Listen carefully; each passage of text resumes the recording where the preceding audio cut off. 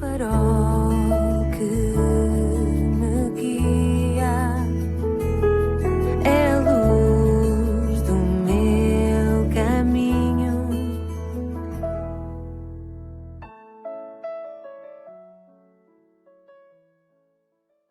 Sou o Carlos Oliveira e quero dar as boas-vindas à 76ª edição do programa Pedindo Luz. O tema hoje é como chegar seguro ao destino. Quem é que não quer chegar seguro ao seu destino? Quem é que não ouviu já falar e não conhece e usa as aplicações para dispositivos móveis baseadas em navegação por GPS? Quem é que não ouviu falar já e usou o TomTom, o Garmin, o Waze, o Google Maps, o Maps Quest? Aplicações para dispositivos móveis muito engenhosas que muitos provavelmente têm usado num momento ou noutro para, a partir da localização em que se encontram, chegarem seguros a um determinado destino. Basta digitar para onde desejas ir e pronto. O sistema dá-te indicações passo a passo para o teu destino final. Ninguém quer falhar o seu destino e, por isso, usa estes sistemas. E certamente que as pessoas, muito mais, não quererão falhar o seu destino eterno. Ou querem? Será que querem? Mas é claro que estes sistemas não podem dar-te instruções sobre como chegares ao céu a partir do local onde te encontras. Todavia, tenho uma ótima notícia para ti. Sabe que a Bíblia, a Palavra de Deus, pode dar-nos essas instruções. E sabe que as indicações bíblicas estão bem longe do normal pensamento humano, pelo que deves estar bem atento àquilo que a Bíblia diz. Nota o que lemos na Bíblia em Lucas, por exemplo, no capítulo 10, versículos 25 e 26. E eis que se levantou um certo doutor da lei, dizendo: Mestre, que farei para herdar a vida eterna? E ele, Jesus, lhe disse: Que está escrito na lei? Como lês? A Bíblia é o nosso GPS espiritual. Ela indica com precisão o que nós precisamos de saber. Vês como o Senhor Jesus Cristo apontou para as Escrituras para as pessoas saberem como se obtém a vida eterna? O ano que antecedeu a conversão de George Whitefield, um famoso evangelista inglês, é um bom exemplo de como Deus não tem nada a ver com o que as pessoas em geral pensam, a saber que podem ser salvas pelas suas boas obras ou atos de abnegação. Ambas as coisas são repulsivas à vista de Deus, diz a Bíblia. Pouco depois de entrar no seu terceiro ano na Universidade de Oxford, na Inglaterra, o jovem Whitefield passou por uma crise espiritual. Dizia-se dele isto: a vida de Deus na sua própria alma era o que ele desejava e precisava de ter. Mas como obtê-la? O pensamento dos seus pecados fazia-no suar e gemer.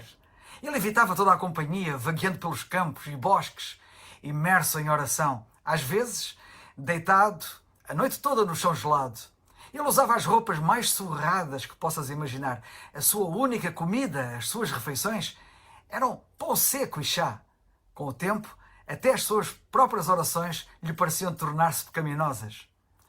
Não foi antes de Whitefield ter chegado ao fim de si mesmo que ele começou a refletir sobre o que lia na Bíblia, a saber, que não era pelas obras de justiça, como diz a Bíblia, que houvéssemos feito, mas segundo a sua misericórdia, que ele, Deus, nos salvaria. Trazendo às costas um fardo de pecado maior do que aquele que ele podia suportar, voltou-se para Cristo, percebendo que o Senhor Jesus Cristo levara na cruz os seus pecados e assim ele foi gloriosamente salvo pela graça de Deus. Nas suas próprias palavras, ele fez este tocante relato da sua conversão. Disse ele assim: Deus finalmente agradou-se em remover o fardo pesado que eu trazia para permitir que me apegasse ao seu amado Filho com uma fé viva.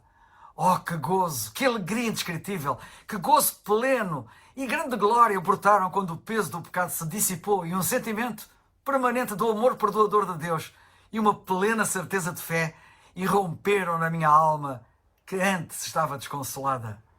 Talvez tu sejas como Whitefield antes da sua conversão, tentando encontrar a aceitação de Deus sem Cristo. A tua defesa pode ser: eu não sou tão mau assim, afinal nunca matei ninguém. Como se Deus fosse aceitar-te, porque nunca cometeste o ato de homicídio. Mas qual dos pecados é pior? Homicídio ou mentira? De acordo com Provérbios, capítulo 6, versículos 16 e 17 na Bíblia, mentir é uma transgressão superior aos olhos de Deus, porque mentir conduz ao homicídio. Precisas de saber e saber bem que todo o pecado tem consequências eternas. para quem rejeita a Cristo como seu Salvador. Talvez a tua busca por Deus te tenha levado a descer a senda dos rituais religiosos, pensando que seria aí que encontrarias o favor de Deus. Curiosamente, é nessa área que Satanás faz a sua obra mais eficaz, a fim de cegar os homens para a luz do glorioso Evangelho. Ele usa a religião. Se os homens pensam que o seu serviço religioso lhes trará a aceitação de Deus, o diabo cumpriu o seu propósito de os manter eternamente agrilhoados e condenados. Eis uma pequena lista de práticas religiosas que os homens fazem, esperando ganhar o seu caminho para o céu dessa maneira.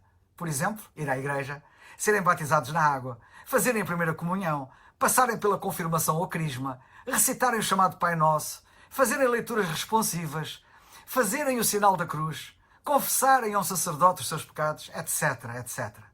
Antes da sua conversão a Cristo, Martinho Lutero, de cujo nome a Igreja Luterana tomou o nome, visitou Roma um dia, onde subiu de joelhos os degraus da chamada Santa Scala. Acredita-se que a Santa Scala seja a escada pela qual o Senhor subiu para chegar à sala do julgamento de Pilatos no dia da sua crucificação. A tradição diz que a Igreja Católica, supostamente, trouxe a Santa Scala de Jerusalém para Roma. Como católico romano na época, Lutero acreditava que tais atos de autossacrifício aumentariam as suas possibilidades de entrar no céu. Mas não demorou muito, quando estava num mosteiro em Wittenberg, para ele ver as coisas de forma totalmente diferente.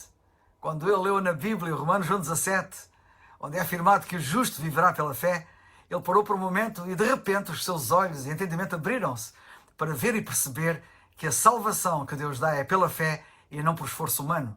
Até aquele momento ele havia tentado ganhar a sua salvação por meio de observâncias religiosas e nunca sentiu que havia feito o suficiente. Agora, pela primeira vez, ele via que Deus declarava eternamente justa uma alma perdida, desde que esta tivesse fé na obra consumada de Cristo na cruz do Calvário.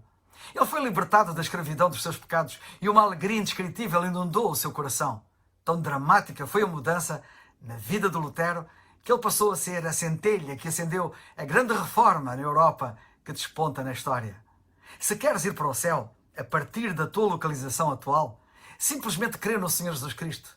Sabe que Deus te ama e que Cristo morreu pelos teus pecados, segundo lemos em Romanos 5,8. Nota que no dia em que Cristo morreu no Calvário, Ele não estava a morrer pelos seus pecados, pois Ele nunca pecou. Ele não conhecia pecado. Em vez disso, Ele estava a morrer pelos pecados do mundo, pelos meus pecados e pelo teu pecado. Como o apóstolo Paulo disse um dia a quem queria ser salvo, também eu digo aqui, crê no Senhor Jesus Cristo e serás salvo. Atos 16:31. É o farol